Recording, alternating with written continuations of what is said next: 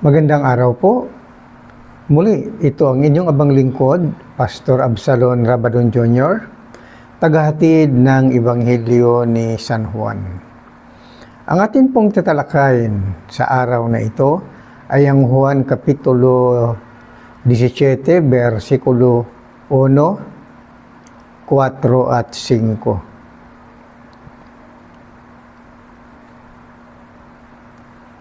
Ang paksa ay ang kaluwalhatian ng Diyos.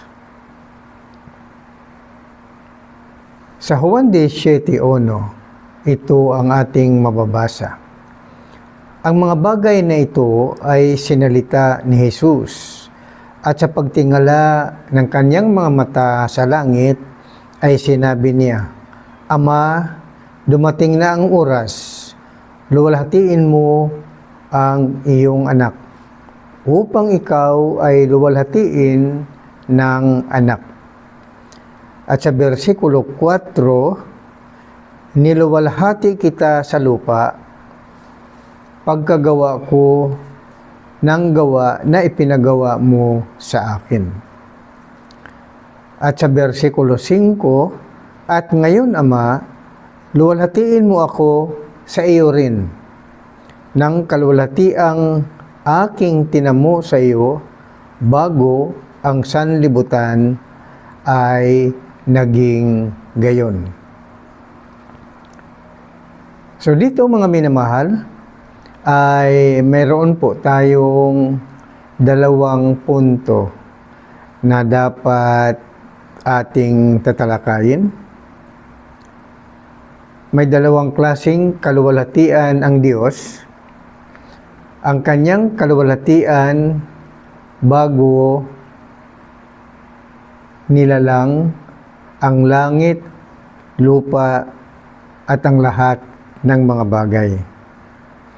At ang isang kaluwalhatian ng Diyos ay ang kanyang kaluwalhatian ng kanyang nalalang na ang langit, lupa, at lahat ng mga bagay.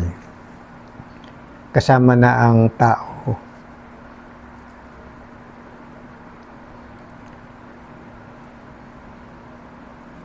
So sa unang punto natin ay ating tatalakayin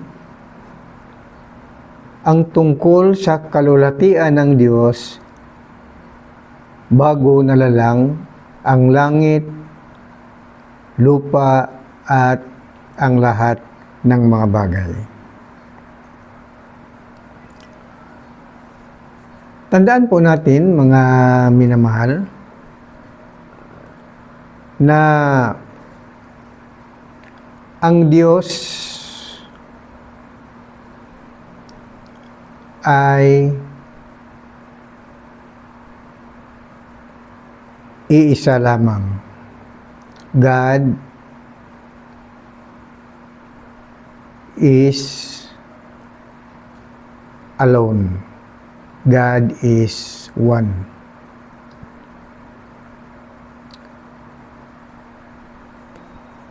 In singular form, the word God in Hebrew is El. Ang kanyang plural form ay Elohim. Ngunit bago po nalalang ang lupa, ang langit, ang sanlibutan o ang lahat ng mga bagay, ay mag-isa pa lamang ang Diyos. Kaya God is in singular form, El. Ito po ay ating mabasa sa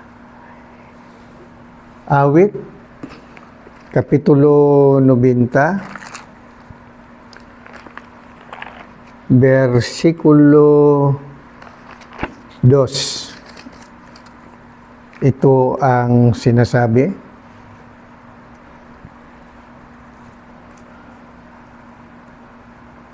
Bago nalabas ang mga bundok,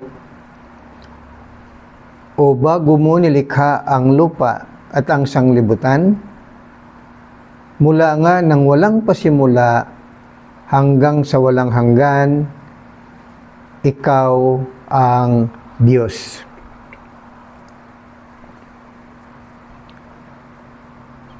Tandaan natin ang salitang Diyos sa awit 90, versikulo 2 ay in singular form Elohim. Kaya ang Diyos ay mag-isa pa lamang.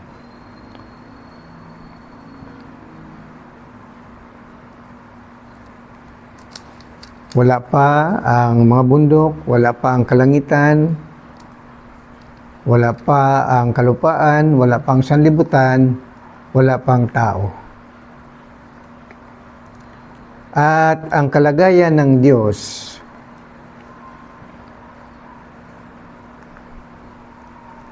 nung siya ay mag-isa pa lamang, siya ay Espiritu. Sa Juan Kapitulo 4, versikulo 23 hanggang 24. Ito ang ating mababasa.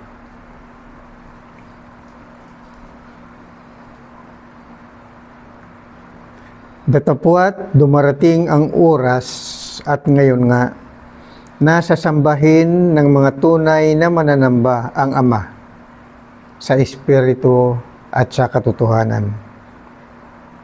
Sapagkat hinahanap ng Ama ang mga gayon na maging mananamba sa Kanya. Ang Diyos ay Espiritu. At ang mga sa Kanya ay nagsisisamba ay kinakailangang magsisamba sa Espiritu at sa katotohanan. So, ang Diyos, bago pa niya nilalang ang langit, ang lupa, ang sanlibutan, o tao, o mga hayop, ay mag-isa pa lamang ang Diyos, at siya ay El, in Hebrew, singular, at siya ay Espiritu, at siya ay banal. Kaya ang tawag sa kanya, Espiritu Santo. At ang Diyos na siyang Espiritu Santo ay tinatawag na Ama.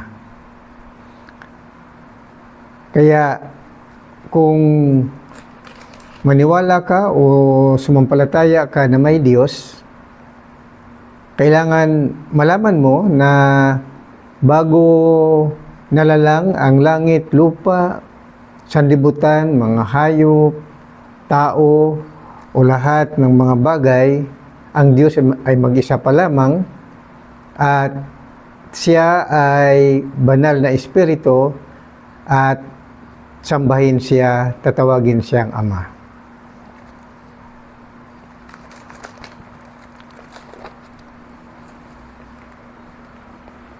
At ayon sa banal na kasulatan, ipinapaliwanag ni Moises kung ano ang kalagayan ng Diyos na siyang Espiritu Santo. Sa Deuteronomio Kapitulo 4, versikulo 12 hanggang 16 ay ito ang paliwanag ni Moises. Deuteronomio 4, versikulo 12 hanggang 16. At ang Panginoon ay nagsalita sa inyo mula sa gitna ng apoy. inyong narinig ang tinig ng mga salita, ngunit wala kayong anyo na nakita. Ang inyong lamang narinig ay isang tinig. Kaya ang Diyos Ama na siyang Espiritu Santo ay walang anyo, hindi siya nakikita, at nararamdaman lamang ang kanyang presensya dahil siya ay may tinig. Ang Diyos ay nakapagsasalita. Ibig sabihin,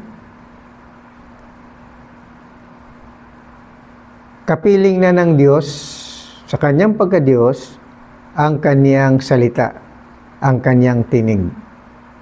Kaya sabi ni Moises,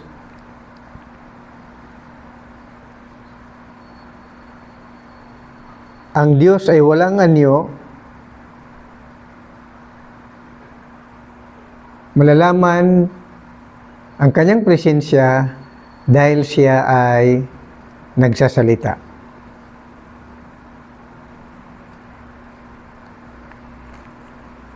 At ang salita ng Diyos, yan po ang tinatawag na kanyang kaluwalhatian.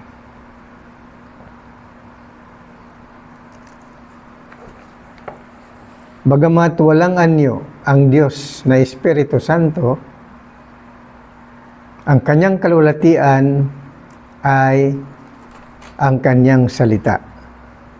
Ito yung mababasa natin dito sa Juan Kapitulo 17, versikulo 5. At ngayon, Ama, luwalhatiin mo ako sa iyo rin, ng kaluwalhatiang aking tinamo sa iyo, bago ang sanglibutan ay naging gayon.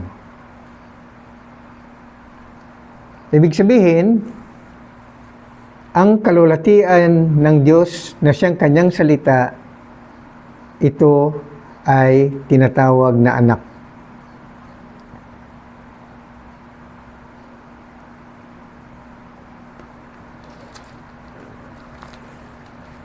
Kaya ang kapiling ng Diyos, bago nalalang ang langit, ang lupa, o ang alinmang mga bagay, bago pa sila nalalang, ang kapiling ng Diyos ay ang kanyang tinig na siyang kanyang salita. Ito ay tinatawag na kanyang anak,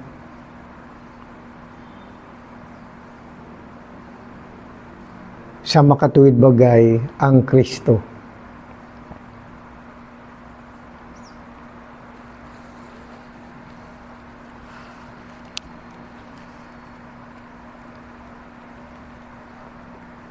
Ito ay mabasa natin sa Juan Kapitulo 1. Versikulo 1 hanggang 3. Nang pasimula, siya ang berbo.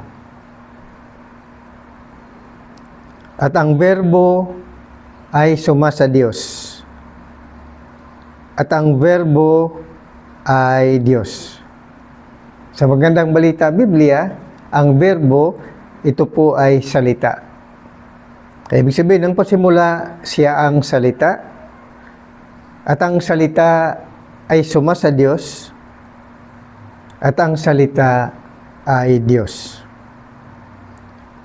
Ito rin, nang pasimula ay suma sa Diyos. Ang lahat ng mga bagay ay ginawa sa pamamagitan niya, at alinman sa lahat ng ginawa ay hindi ginawa kung wala siya. Juan Kapitulo 1, versikulo 1 hanggang 3. Kaya sa pasimula, nang hindi pa nalalang ang langit, ang lupa at ang lahat ng mga bagay, kasama na ang tao, wala pang nalalang, langit, lupa, mga bagay at tao, ay naroon na. Ang Diyos sa kalagayang Espiritu Santo at siya ang tinatawag at sambahin na Ama. At kapiling na niya ang kanyang anak na tinatawag na kanyang salita. Dahil sa pasimula, ibig sabihin, ang unang ginawa ng Diyos ay magsalita. Sa kanyang pagsalita ay nalalang ang lahat ng mga bagay. Kaya ang unang paglalang ng Diyos ay nagsalita muna siya. Nanggaling ang salita sa bibig ng Diyos. Sinasabi ng Biblia, the offspring of God nagmula sa Diyos. Kaya sa pasimula, siya ang salita ng Diyos. Ang tawag po dyan ng Biblia ay anak. Ang salita ng Diyos tinatawag na anak, na siya ang kanyang Kristo. Na ang Kristo ang siyang salita, kapangyarihan at karunungan ng Diyos. Yan po ang paliwanag ni Apostol San Pablo sa unang Korinto, Kapitulo 1, versikulo 24. Si Kristo ang kapangyarihan ng Diyos at ang karunungan ng Diyos.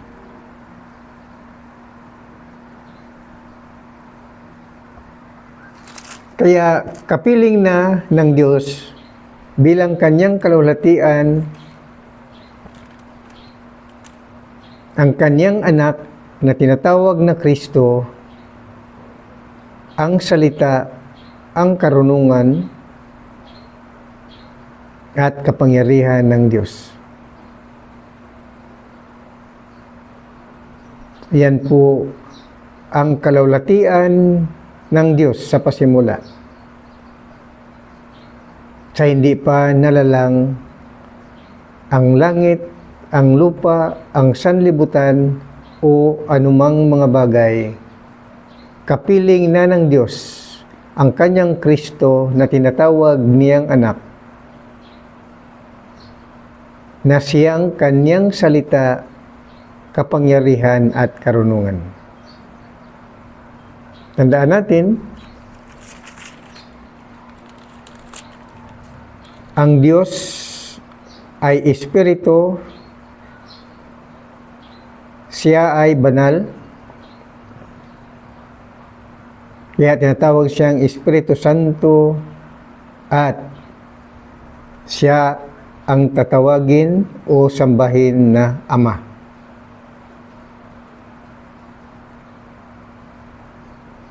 Kaya yan po, mga minamahal, ang kalagayan ng Diyos sa hindi pa nalalang ang langit at ang lupa at alinmang mga bagay. Ngunit kapiling na niya ang kanyang salita na siyang kanyang kalulatian na sa pasimula, sa paglalang ng Diyos, ang una niyang ginawa ay ang pagsalita. The first or the beginning, the first offspring of God, the first begotten of God is His Word. Yan po ay tinatawag na anak. Dahil nanggaling sa Ama. Ang Ama ay ang Espiritu Santo at ang tinatawag na anak ay ang kanyang Kristo na siyang kanyang salita, kapangyarihan at karunungan. Kaya ang kalulatian ng Diyos bago pa nalalang ang langit at ang sanlibutan ay ang kanyang anak na siyang Kristo sa kalagayan bilang salita, kapangyarihan at karunungan ng Diyos. Ibig sabihin, ang Kristo ng Diyos ay hindi pa tao.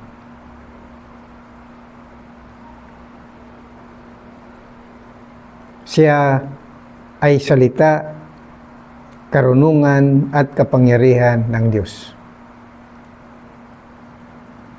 Pinapaliwanag po yan ni Apostol San Pablo na ang Kristo na siyang salita, kapangyarihan at karunungan ng Diyos ay ang kanyang anak na siyang Kristo ng Diyos. Unang Korinto, Kapitulo 1, versikulo 24 at Hebrew, Kapitulo 1, versikulo 3. Palibhasay siyang sinag ng kanyang kalulhatian at tunay na larawan ng kanyang pagka-Diyos. Kaya ang sinag, kalulhatian at larawan o kaluwalhatian ng Diyos ay ang kanyang Kristo na siyang kanyang salita, karunungan at kapangyarihan. Yan po sa panahon ng Old Testament times. Pagdating naman ng New Testament times, ang Kristo na siyang kapiling ng Diyos, na siyang salita ng Diyos, ay nagsakatawang tao.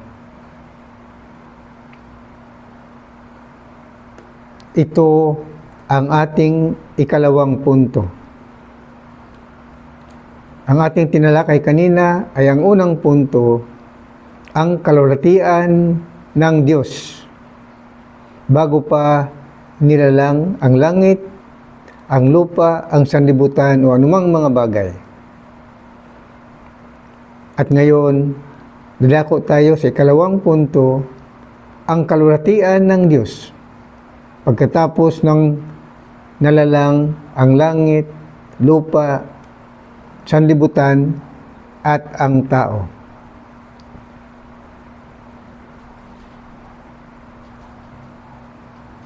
Kaya sa New Testament times, nahayag ang kalulatian ng Diyos sa katawang tao, sa katauhan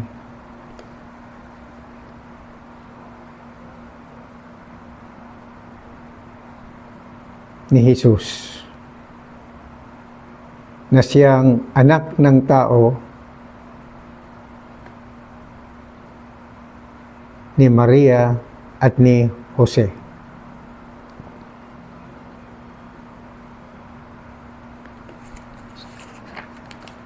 Sa Juan Kapitulo 1, versikulo 14, at nagkatawang tao ang berbo, at tumahan sa gitna natin, at nakita namin ang kanyang kalulatian, gaya ng sabugtong ng Ama, na puspos ng biyaya ng katotohanan.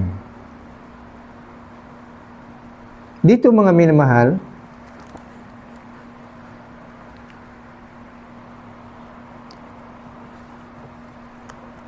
Sa unang siglo,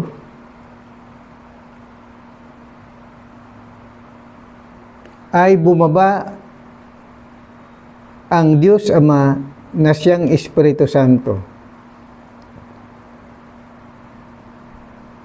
Nakapiling niya ang kanyang Kristo na siyang tinig o salita ng Diyos, kapangyarihan at karunungan ng Diyos, ay bumaba galing sa langit. At ayon dito sa Juan Kapitulo 1, versikulo 14, at nagkatawang tao ang berbo. Ibig sabihin, ang tinig ng Diyos, ang tinig ng Espiritu Santo, ang salita ng Espiritu Santo, na habang bumababa ang Diyos Ama na siyang Espiritu Santo galing sa langit, ay bumaba at tumahan sa katawan ng tao ng pangalan ay Jesus.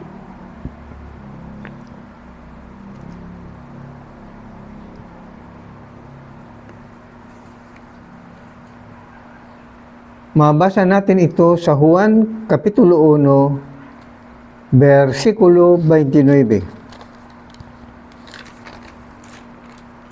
Hanggang 34. Nang kinabukasan ay nakita ni Juan si Jesus na lumalapit sa kanya at sinabi, "Narito ang kordero ng Diyos na nag-aalis ng kasalanan ng sanglibutan."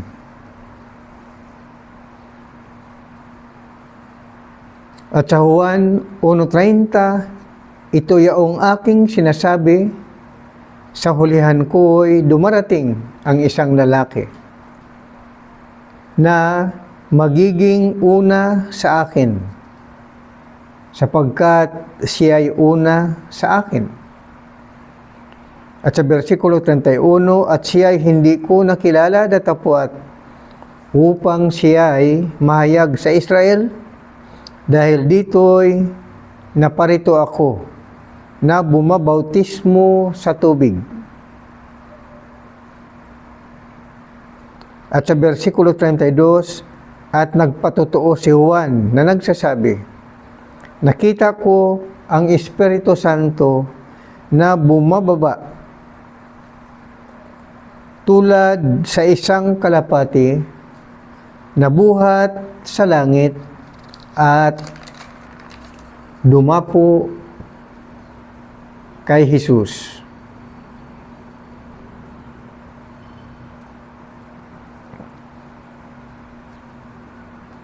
At dumapo sa kanya. At sa versikulo 33, at siya'y hindi ko nakilala, datapwat ang nagsugo sa akin upang bumautismo sa tubig, ay siyang nagsabi sa akin, ang makita mong babaan ng Espiritu at manahan sa kanya, ay siya nga ang bumabautismo sa Espiritu Santo. At aking nakita at pinatutuhanan kong ito ang anak ng Diyos. Ang patutuong ito ni Juan Bautista ay pinatutuhanan din ng Ebanghelyo ni San Lucas, Kapitulo 3, versikulo 21 hanggang 23, na sinasabi, nangyari nga nang mabautismuhan ang buong bayan, na si Jesus ay binautismuhan naman, at nang manalangin ay nabuksan ang langit, at bumaba sa kanya ang Espiritu Santo na may anyong katawan tulad ng isang kalapati, At nanggaling ang isang tinig sa langit, "Ikaw ang sinisinta kong anak, sa iyo ako lubos na nalulugod." At si Jesus din, nang magpasimula siyang magturo, ay may gulang na 30 taon. So dito, mga minamahal, ang Diyos Ama na siyang Espiritu Santo ay bumaba galing sa langit, kapiling ang kanyang tinig ng mga salita. Habang bumababa, tandaan natin, ang tinig at salita ng Diyos ay tinatawag niyang Kristo na siyang kanyang anak. At habang bumababa, ang Diyos Ama na siyang Espiritu Santo, siya ay nagsasalita. Tandaan natin, ang kanyang salita ay ang kanyang Kristo. At ang kanyang babaan ay ang tao na anak ni Maria at ni Jose. Ang pangalan ay Jesus. At habang bumababa ang Ama na siyang Espiritu Santo, ay nagsasalita.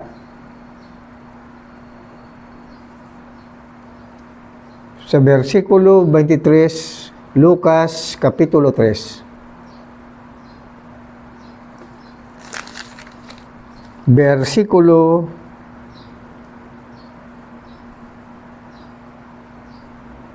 21, 22 hanggang 23.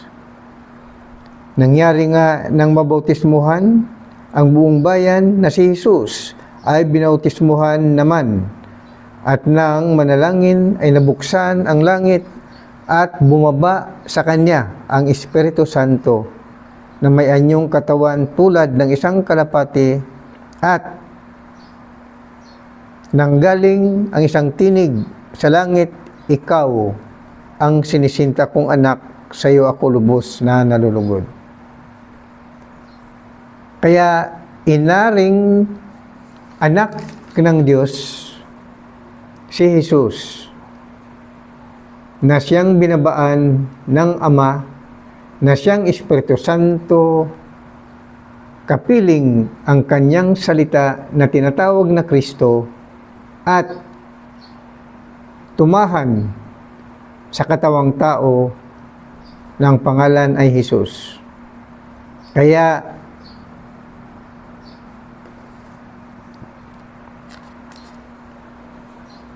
itong si Jesus ay ginawang Panginoon at Kristo. Kaya si Jesus ay tinatawag na Hesu Kristo. Dahil kapiling na niya sa loob ng kanyang katawan ang Diyos Ama na siyang Espiritu Santo, kasama ang kanyang tinig na Kristo. Kaya ang sabi ng Biblia sa Gawa Kapitulo 2, versikulo 36, itong si Jesus ay ginawang Gawa Kapitulo 2, versikulo 36 hanggang 38, si Jesus ay ginawa ng Diyos na Panginoon at Kristo.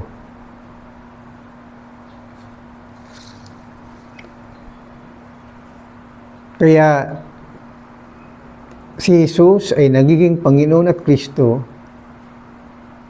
kaya tinatawag siya na Hesu Kristo. Kaya nga ang pangalan ni Jesus ay tawaging Emmanuel, God with us.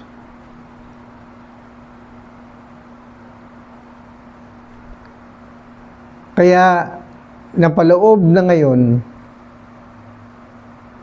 sa katawang tao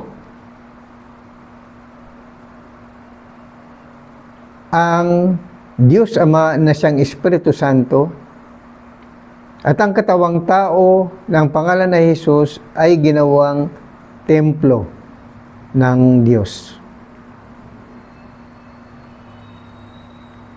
At si Jesus ay tinawag na anak ng Diyos. Kaya si Jesucristo ay siya ang buong kalulatian ng pagka-Diyos ng Diyos.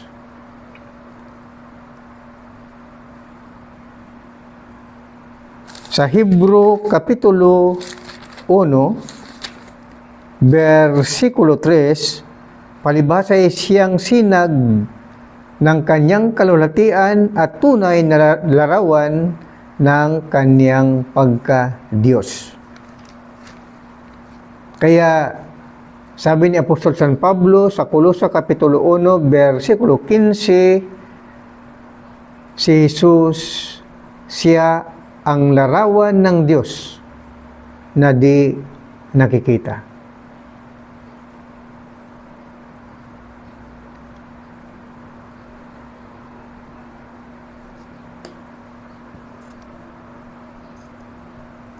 Kaya ang Diyos ay nahayag sa katawang tao sa New Testament times. Kaya ang nakita nila ay ang Panginoong Hesu Kristo na tinatahanan ng Diyos Ama na siyang Espiritu Santo.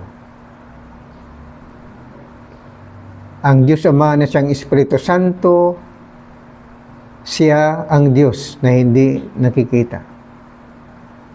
At dahil siya ay nanahan sa loob ng katawan ni Jesucristo, si Jesus ay nagiging larawan ng Diyos na hindi nakikita. Kaya ang sabi ni Apostol San Pablo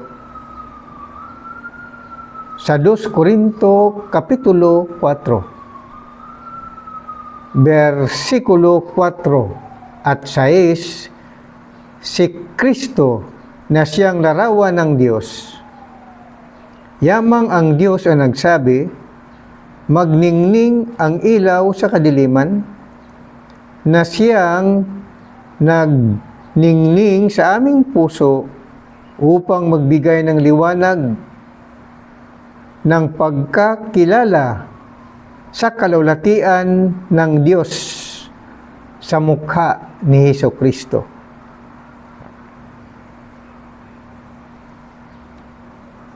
Kaya ang Diyos ay makikita siya sa mukha ni Jesucristo.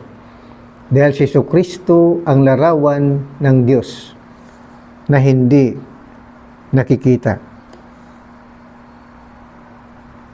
Kaya nga sabi ni Apostol San Pablo sa Hebro Kapitulo 1, versikulo 1 hanggang 3, palibhasa ay siyang sinag ng kanyang kalulatian at tunay na larawan ng kanyang pagka-Diyos.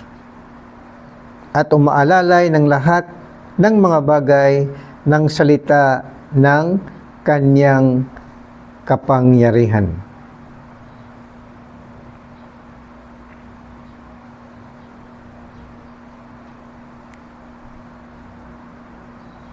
Kaya nang tumahan na ang Espiritu Santo na siyang Diyos Ama, ito ay pinatutuhanan ni Jesucristo sa Lucas Kapitulo 4, versikulo 18.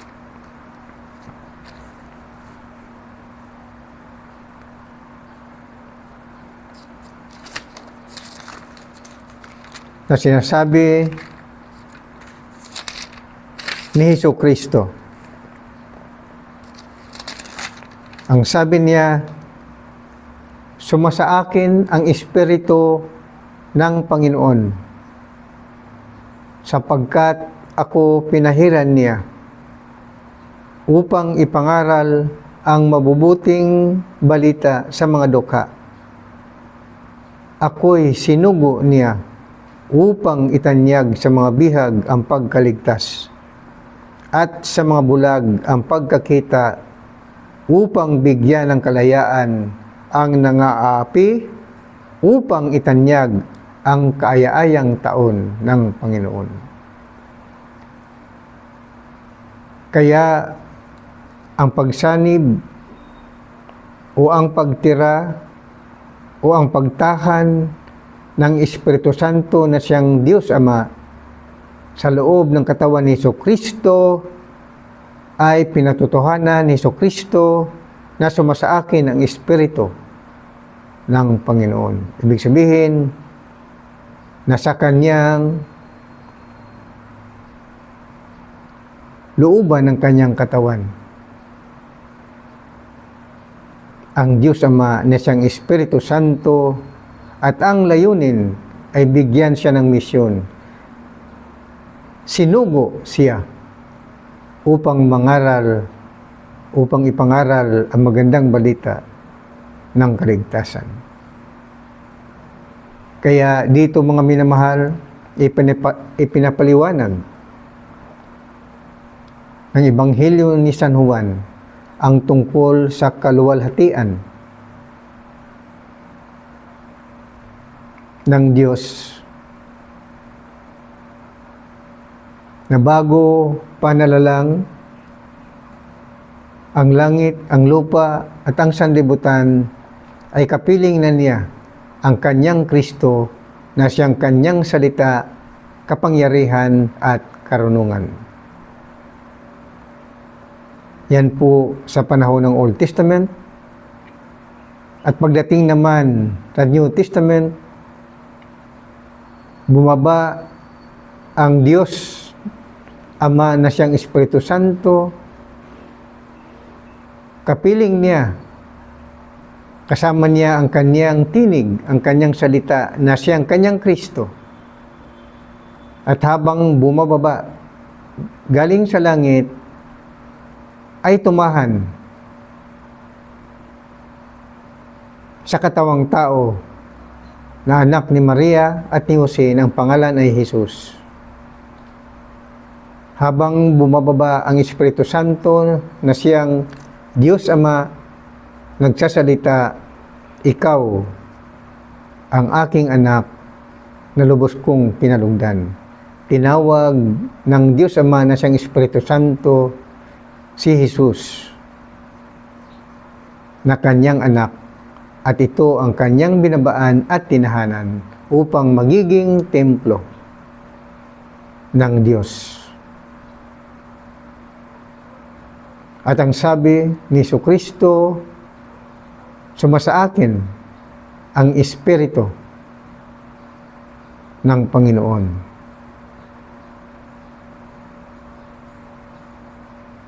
Sapagkat ako'y pinahiran niya upang ipangaral ang mabuting balita. Ito, the good news of salvation. Kaya ang Diyos nahayag sa laman ang kanyang kalulatian na dati-rati ay tinig lamang sa Old Testament. Sa New Testament, ang kanyang kalulatian nahayag ang Diyos sa katawang tao ng pangalan ay Jesus. Kaya si Jesus ay larawan ng Diyos na hindi nakikita. Siya ang kalulatian ng Diyos bilang anak ng Diyos. Magandang araw po sa inyong lahat. At nawa patuloy po tayo sa ating pagsubaybay sa paghatid ng Ebanghelyo ni San Juan. At dito, unti-unti nyo lang makikilala kung bakit si Jesus ay tatawaging Ama na walang hanggan at Diyos na makapangyarihan. Yun po ang sunod nating tatalakayin. Abangan nyo na lamang po at kung maaari ay makipagtalastasan po kayo. Pwede kayong magkomento sa ating Facebook at YouTube. Ang ating YouTube channel ay Today's Salvation.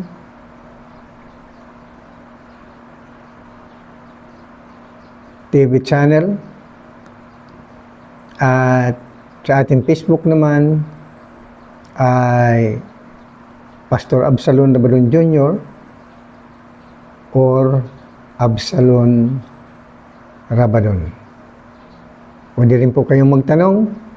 Kaya abangan nyo lang po ang sunod nating tatalakayin, ipakilala sa inyo ng Biblia na si Jesus ay tatawaging Diyos na makapangyarihan at Ama na walang hanggan. God bless everyone. Praise God. Hallelujah. Amen and amen.